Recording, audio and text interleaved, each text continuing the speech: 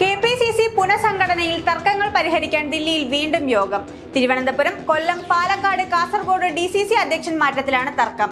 P ജെറാമിയാസിനെ കൊല്ലത്ത് പിന്തുണച്ച് PC Vishnunath. Rajendra പ്രസാദിനെ മാറ്റാനാവില്ലെന്ന് Kodikunnil സുരേഷും പറഞ്ഞു.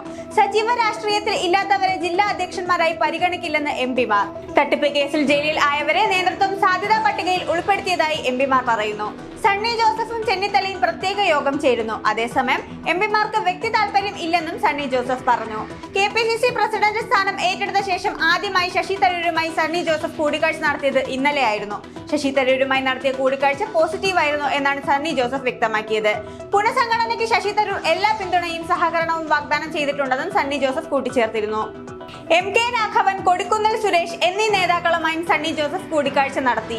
കൂടാതെ പ്രതിപക്ഷ നേതാവ് VD സതീശനും ആന്റോ ആന്റണിയും തമ്മിലും ചർച്ചകൾ നടന്നിരുന്നു. രമേശ് ചെന്നിത്തല, കൊടിക്കുന്നിൽ സുരേഷ് കൂടിക്കാഴ്ചയും നടന്നിരുന്നു. KPCCയിൽ ജംബോ കമ്മിറ്റി സാധ്യതയുണ്ടെന്നാണ് സൂചനകൾ വ്യക്തമാക്കുന്നത്. പുനഃസംഘടനയുമായി ബന്ധപ്പെട്ട് നേതാക്കൾ ഇന്ന് കോൺഗ്രസ് അധ്യക്ഷൻ മല്ലികാർജ്ജുന ഖാർഗെയുമായും രാഹുൽ ഗാന്ധിയുമായും കൂടിക്കാഴ്ച നടത്തും. സണ്ണി ജോസഫും ദീപാദാസ് മുൻഷിയുമാണ് കൂടിക്കാഴ്ച നടത്തുക. പുനഃസംഘടനാ പട്ടിക പ്രഖ്യാപിക്കുന്നതിന് മുന്നേ ദേശീയ നേതൃത്വവുമായി ചർച്ച നടത്തുക എന്ന ഉദ്ദേശത്തോടെയാണ് കൂടിക്കാഴ്ച.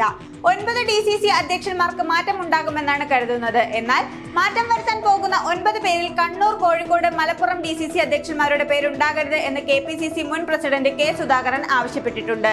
തൃശൂർ, എറണാകുളം, മലപ്പുറം, കോഴിക്കോട് എന്നിവിടങ്ങളിലെ അധ്യക്ഷന്മാരിൽ മാറ്റമുണ്ടാകില്ല എന്നാണ് ഇപ്പോഴുള്ള സൂചനകൾ.